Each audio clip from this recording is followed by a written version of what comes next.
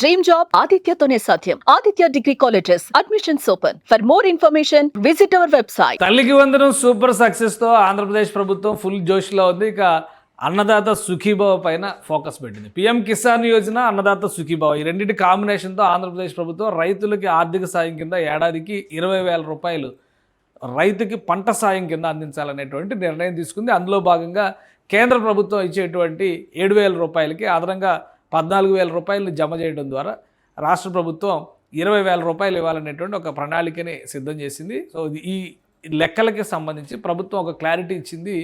ఈ కేవైసీని కంప్లీట్ చేసుకోవడం అనేది చాలా ముఖ్యమైనటువంటి అంశంగా రాష్ట్ర ప్రభుత్వం చెబుతుంది. దీనిలో భాగంగా మొదటి విడత అమౌంట్ని ఈ నెల 20వ తేదీన వేయడానికి ఏపీ ప్రభుత్వం సన్నాహాలు చేస్తుంది. సో ఈ మొదటి విడత అమౌంట్ ఏ విధంగా వస్తుంది, ఎంత వస్తుంది, ఎలా వస్తుంది అనేది ఒకసారి విశ్లేషించే ప్రయత్నం చేద్దాం. అన్నదాత సుఖీభవ, పిఎం కిసాన్ యోజన ఈ రెండింటిని ఇంటిగ్రేట్ చేస్తూ చేసినటువంటి పథకం ఇది. దానికోసం డిజైన్ చేసిన స్పెషల్ వెబ్సైటు. ఈ వెబ్సైటు అలానే ఒక యాప్ను కూడా తయారు చేస్తారు. ఈ వెబ్సైట్ లేదా యాప్ ద్వారా ఇందులో ఎన్రోల్మెంట్ చేయాలంటే ఈ కేవైసీ చేయాలి. ఆధార్ కార్డుని దీనికి లింక్ చేసుకోవాల్సినటువంటి అవసరం ఉంటుంది. లింక్ చేసుకున్నటువంటి వాళ్ళకి అంటే వాళ్ళ బ్యాంక్ అకౌంటు డీటెయిల్స్ ఇవన్నీ కూడా దానిలో ఎలా అయితే తల్లికి వందనంకి సంబంధించి తల్లుల ఖాతాలని ఈకేవైసీ చేయడం ద్వారా రేషన్ కార్డు డేటాని మొత్తం ఇంటిగ్రేట్ చేశారు. అదే తరహాలో ఇక్కడ కూడా అర్హులైనటువంటి రైతుల్ని ఎంచుకునేందుకు ఈకేవైసీకి ఇంటిగ్రేట్ చేయాల్సి ఉంటుంది.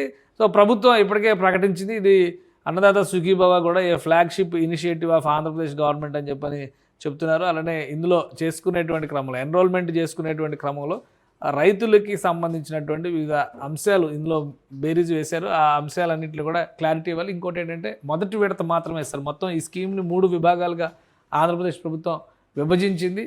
మొదటి విడత 7,000 రూపాయలు, అలానే మళ్ళీ రెండో విడత కూడా మరొక 7,000 రూపాయలు, మూడో విడతకు సంబంధించి 6,000 రూపాయలు ఇస్తారు.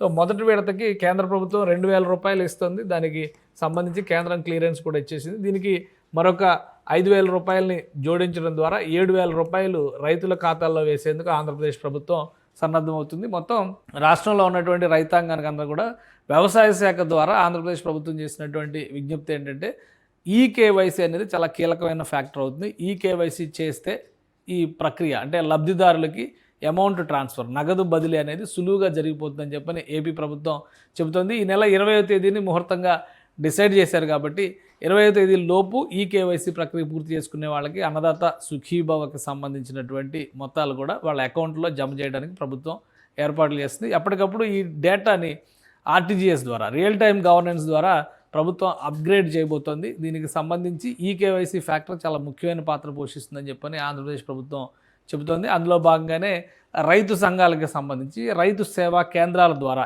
ఈ కేవైసీ ఫిల్ చేసుకోవడం చాలా సులువైంది. ఎందుకంటే ప్రతి ఊళ్ళో కూడా ఈ రైతు సేవా కేంద్రాలు ఉన్నాయి. అది చాలా సులువైన పద్ధతి. కాస్త టెక్నాలజీని వాడాలనుకునే వాళ్ళ కోసం మాత్రం వెబ్సైట్ని, యాప్ని కూడా అందుబాటులోకి తెచ్చినట్టుగా ఆంధ్రప్రదేశ్ ప్రభుత్వం ప్రకటించింది. సుమన్ టీవీలో మీ పర్సనల్ అండ్ బిజినెస్ ప్రమోషన్స్ కోసం కింది నెంబర్కి కాంటాక్ట్ చేయండి.